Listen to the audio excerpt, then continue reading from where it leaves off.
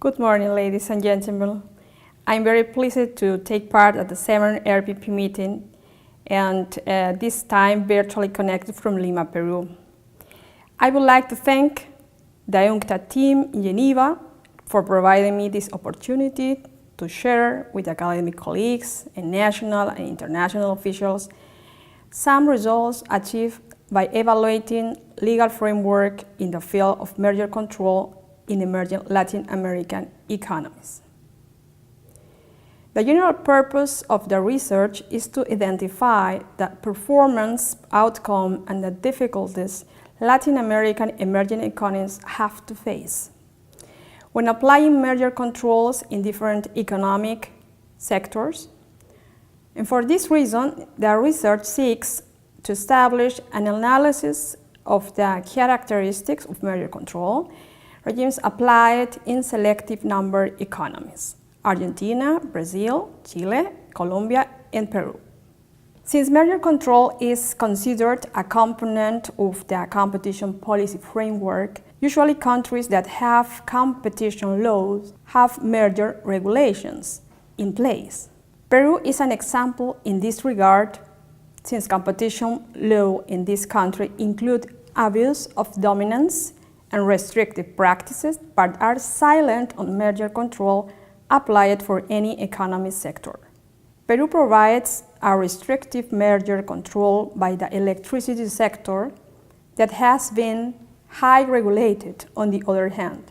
But there are also in the Latin American region countries that don't have a competition law, and this is the case of Bolivia and Guatemala. Guatemala don't have yet a competition legal system, but the legislative initiative is currently in progress. Bolivia has introduced a legal review in specific strategic areas not according to competition policy considerations and carried out by the corresponding regulator agency under protectionist statements. In 2005, the decision number 608 of the Andean Community played a significant role at that time for the necessary introduction of competition law within the regional integration process. Although there is no statistically significant correlation between the probability of establishing merger control policies and the size of an economy, Latin American economies exhibit a persistent skepticism with regard to the effective enforcement and economic impact of merger controls. The degree of independence of institutional setups represents another controversial issue. Many Latin American emerging economies have established free trade agreements with strategic partners such as the United States of America, the European Union, and many countries of the Asia-Pacific region. Competition policy chapters have been included in these agreements, and all provisions have subject for the implementation at the national level. This is a very interesting evaluation of the evolution of the competition legal framework in the region. The multi-part trade agreement between the European Union with Peru and Colombia is an example par excellence. The agreement came into force on March 2015. The main benefit is to create significant new opportunities for businesses and consumers on both sides. The agreement includes also far-reaching provisions in several fields. That is the case of the protection and the maintenance of an effective competitive process. This agreement is expected to grant to Peru some important legal implementation within the competition policy framework, precisely related to the introduction of a merger control under the CEPIC test, the significant impediment to effective competition. According to Article 259, second paragraph of the agreement. In comparison with the objectives of anti-competitive conduct regulation, merger control aims at preventing those mergers that have a high probability of generating significant harmful impact on the effective competition. Introducing or strengthening competition policy in Latin American region imply a proper design of government intervention in markets. How we can test protectionism, restriction, or intrusive implementation by competition regulations? Competition policy in Latin America goes back to 1923, with the first legal provision in Argentina with a criminal profile. But the modern era of the competition law in Latin America finds its origin in the 90s. The region opted for the adoption of drastic structural reforms under a free market agenda and trade liberalization, abandoning the conception of the entrepreneurial role of the state. The region turns to a rule of law where the enabling state promotes the private initiative and the suitable conditions for activating the economy and the free market access. The evolution of M&A's activity is normally correlated with GDP growth, and thereby competition policy promotes economic growth and shares prosperity. M&A gives companies the opportunity to increase their efficiency through the use of synergies and cost savings. This, in turn, benefits consumers when those efficiencies are effectively passed on to them. Let's take a view for the big picture on the legal evolution of the merger control in Latin America.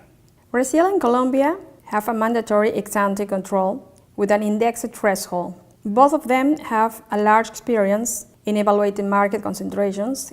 Brazil has more than 50 years experience in evaluating anti-competitive conduct, but evaluating mergers, its origins goes back to the 90s. The Argentinian Parliament, on the other hand, has presented for a few days ago a legislative initiative in order to transform the competition policy in this country after many years of institutional weakness and lack of effective procedures to ensure competition policy objectives rather than economy policy-focused statements. The creation of an independent national competition authority, the introduction of an ex-ante review with high threshold, and the possibility to estimate concentrations that are unlikely to generate harms to competition process.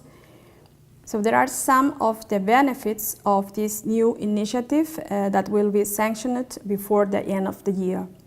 Chile has recently launched a new competition legal framework in order to promote the development of national entrepreneurship and innovation. And first of all, it's the first time that Chile has decided for a mandatory ex-ante control. The procedure, on the other hand, estimates 2 steps with executive timelines. Regarding the Peruvian context in the field of merger control, Peru has certain experience in this regard, and that should be considered if a decision is made to put in place a general merger control framework. Since 1997, Peru has a merger control in the electricity sector. If merger control policy were to be introduced in Peru, for it to be effective, the proposed law to Congress will need to be improved in various aspects to be in line with international best practices and take into account experience on merger review and, of course, the characteristics of the economy in Peru.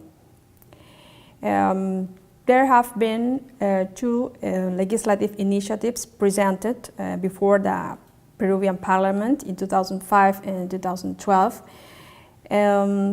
but they didn't have success and didn't reach the Committee for Economy and the Parliament.